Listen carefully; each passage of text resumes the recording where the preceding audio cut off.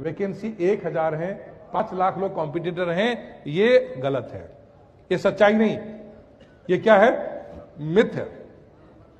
कारण क्या है कि 5 लाख लोग जो है फॉर्म भरते हैं प्रिलिमिनरी में, क्योंकि फॉर्म भरने का कॉस्ट जो है बहुत कम है और इज्जत बहुत ज्यादा मिलती है कि आईएएस का फॉर्म भरा है।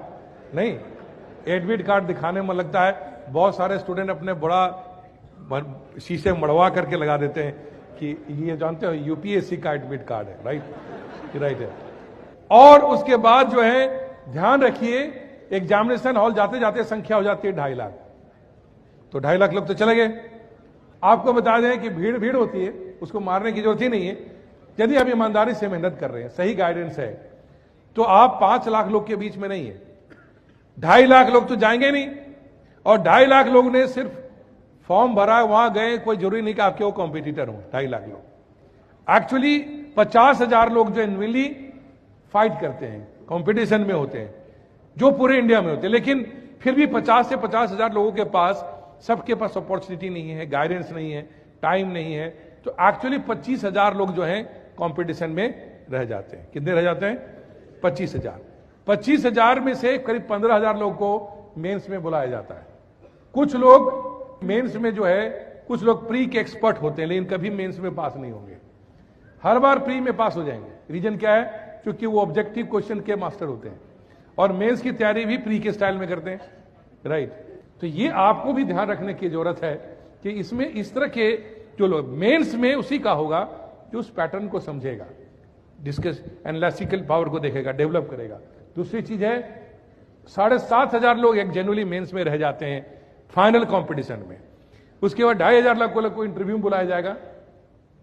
इंटरव्यू में भी सारे कॉम्पिटिटर नहीं होते, उसमें से आधे लोग तो जो हैं वो बेवजह का तैयारी कर रहे होते हैं या उनके पास कोई प्रैक्टिस नहीं है, कॉन्फिडेंस है। 1500 के बीच में एक्चुअल कंपटीशन रह जाता है। Next, out of this summary यह है कि प्री में 25,000, मेंस में 7,500 और इंटरव्यू में 1500। एक्चुअल कंपटीशन जिसको कहते हैं ये रहता है। बट इसको ध्यान रखने की बात है, दे आर रियल फाइटर्स। इस बीच में जाने के लिए आपको जेन्युइनली ईमानदारी से राइट गाइडेंस में रेलेवेंट प्रिपरेशन यदि कर सकते हैं तो एक्चुअल कॉम्पिटिटर आप यहां हैं।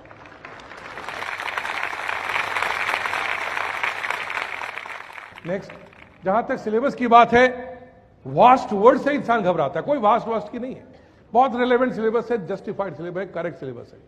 यहां जरूरत क्या है कि syllabus is vast, is a myth. Actual syllabus है जनरल स्टडीज का 10+2 का, लैंग्वेज एप्टीट्यूड भी 10+2 का, लैंग्वेज जो है आपका 10th लेवल का, एंड ऑप्शनल सब्जेक्ट जो है वो ग्रेजुएशन लेवल का, राइट। अब आपका मन करता है कि पीएचडी करने में सिलेबस में तो कोई नहीं रोक सकता। 10+2 का सिलेबस है, आप एमए का सिलेबस बनाइए, आपकी मर्जी है। यूपीएससी तो गाइडलाइन फिक्स्ड है, जिनको सब्जेक्ट के स्टैंडर्ड की पढ़ाई से कोई मतलब नहीं। पढ़ाई के दौरान आपका लेवल क्या डेवलप हुआ, एडमिनिस्ट्रेटर ग्रुप में विकसित हुए या नहीं, वो इंपॉर्टेंट है। इसलिए आपका सब्जेक्ट में बैकग्राउंड है या नहीं है, आपका एमए बीए में सब्जेक्ट रहा या नहीं, कोई मतलब नहीं है। तो अच्छी बात है, नहीं है तो भी कोई प्रॉब्लम नहीं।